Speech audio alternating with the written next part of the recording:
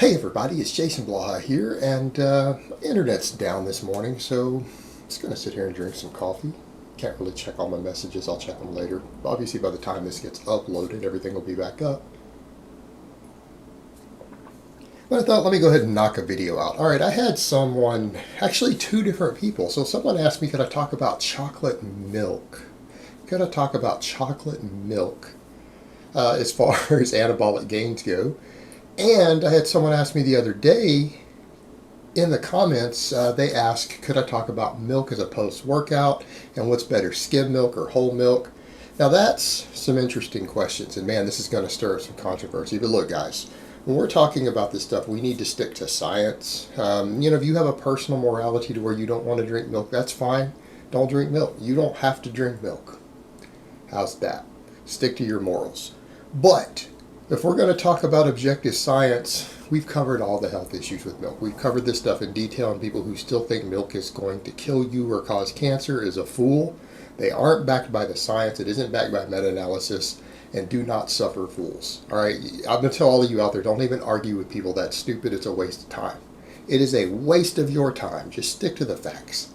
And so let's discuss the facts here.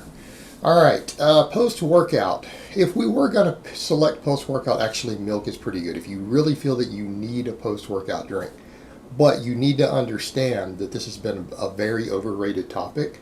It's been overhyped to sell products. So that's an important consideration here. Now, as far as that goes, you need to remember all of the data that we have showing this anabolic window that you need this immediate post-workout carbs and protein and everything else is based upon fasted studies.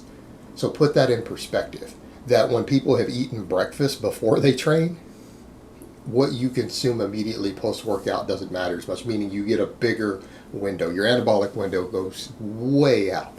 And as long as within somewhere in the next 4 to 8 hours you get sufficient nutrition in, you're going to be fine. But what you need to remember here is that what we are looking for post-workout is not just protein, not just carbs, because you're trying to replenish muscle glycogen. You are trying to give that anabolic signal. You are trying to give some building blocks to help repair tissue proteins. So you need those things, but it's about hydration also. So that's what's been noted also, is that electrolytes become important, minerals become important, magnesium, potassium, sodium, calcium, all those things. Well, milk of all type contain large amounts of those. Milk is an excellent source of those. Now, some people are going to say, well, without vitamin D3, and if you're deficient in that, you don't absorb it as well. Well, that's true, but most milks today are vitamin D3 fortified. All right, we add it to them. In fact, tons of foods are fortified with it because of our ethnic diversity and the fact that most of us live in less sunlight covered continents. We're in darker continents than a lot of people in the world come from. So vitamin D3 is your sunshine hormone. So perspective here, as far as vitamin D3 deficiency goes, the whole thing there, it depends on how much melanin you have in your skin. It depends on how dark of an environment you're living in and the season of the year it's in. So perspective there, even lighter skinned people in certain climates could still develop a deficiency in the wintertime, right? So it's not like just, oh, one group of people need this and others don't. No, there's actually a lot of variables involved there. But we fortify it with vitamin D3 in most Western countries. So with that aside, that whole point of not absorbing the calcium and magnesium in the milk is not based on reality, because they're vitamin D3 fortified. But let's talk about a perfect post-workout source. If you wanted to get as many carbs and protein, high-quality protein in and electrolytes in post-workout, like fat-free or low-fat milk would be your best choice. Now, the reason I say that is for a lot of people out there are trying to limit their fat intake. They're not necessarily trying to eat a lot of fat if they consume carbs. And so the whole point there is that you'll absorb this quicker. Now, if you ate sufficient pre-workout nutrition, the quickness of absorption becomes less important.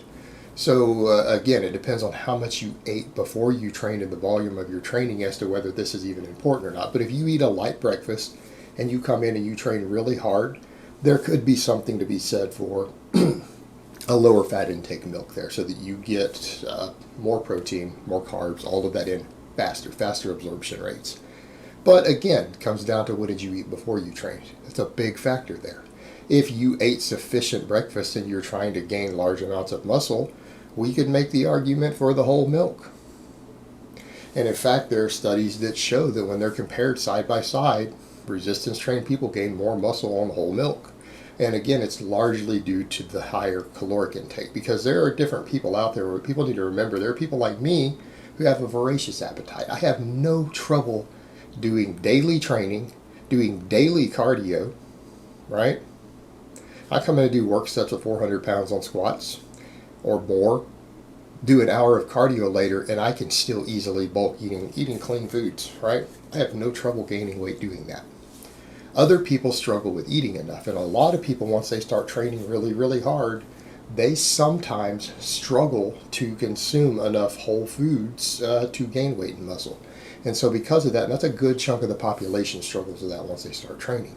So it makes sense that we have studies showing that the whole milk tended to put more muscle on people, but it's largely due to a higher caloric density. And there are people out there who do that. I mean, perfect example, Bugenhagen. Look at Eric Bugenhagen. Guy drinks a gallon of milk a day, and he's still pretty lean, right? That's what he has to do to get enough calories in to gain muscle and to maintain his size. That's what he personally has to do. You may not need to do that.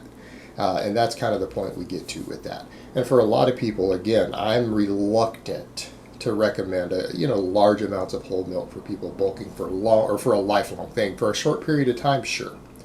Because again, the saturated fat content there is on the high side. And I wouldn't recommend consuming excessive amounts of saturated fat for long periods of time. For a short bulking phase, for someone who needs to get through a weight gain stumbling block, yeah, it's probably fine. But for most people, maybe not for a lifetime endeavor. The difference being you take someone like him who's a lifetime athlete, who is staying lean, he's not really gaining body fat, and he has to do it purely to reach his caloric intake, has very high training volumes, good athletic genetics. He might not suffer any health effects from that. And there's a good chance he won't, because it's not making him fat. That's the thing that we come down to. Things like saturated fat, refined sugars and everything, actually, when you're not consuming enough to gain body fat from these foods, they don't seem to have the same negative effects on your health markers. It's, again, that excess that becomes a problem.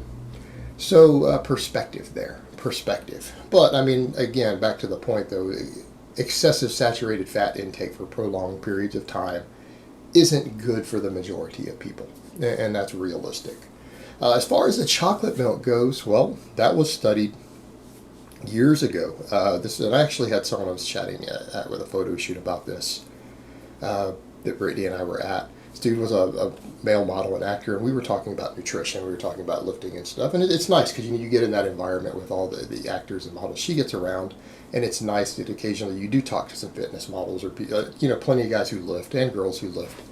And we got a conversation about that, and what he was saying. And this was a guy with visible abs, and he was saying, yeah, I mean, I read years ago some studies that showed that chocolate milk was just as good of a post-workout as whey and dextrose and this stuff. So, like, for the past 3 years, I drink chocolate milk post-workout. And that's what he chose to do. And, again, it didn't seem to be a problem for him. He had visible abs. Guy was in shape. That's what he chose to do based upon the research. And that's kind of the other point. The research does show that.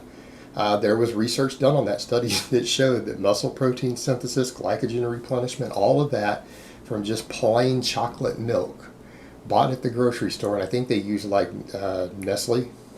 I think they used Nestle. I don't remember exactly. I think it was. And what they found was that it gave equal results to the best post-workout supplement mixes. It was just as good. It produced the exact same results. No, but chill out, buddy.